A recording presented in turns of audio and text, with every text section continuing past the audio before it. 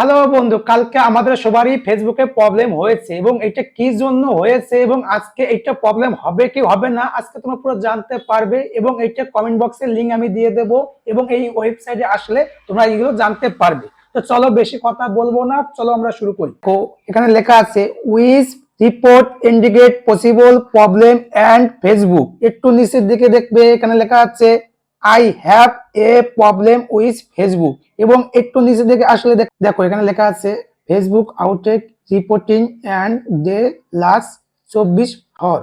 তো 24 ঘন্টার জন্য এটা প্রবলেম হয়েছে এবং আজকে এটা প্রবলেম হবে কি হবে না সেগুলো তোমরা জানতে পারবে এবং এটা কি জন্য হয়েছে এগুলো তোমরা আজকে প্রুফ সমেত দেখতে পাচ্ছ এবং এটা এখান থেকে তোমরা আমার কমেন্ট বক্সে লিংক দেওয়া থাকবে, এখান থেকে তোমরা আসতে পারবে, এখান থেকে অনেক কিছু জানকারি নিতে পারবে। একটু নিচের দিকে আসলে দেখো এখানে লেখা আছে Facebook report form social media.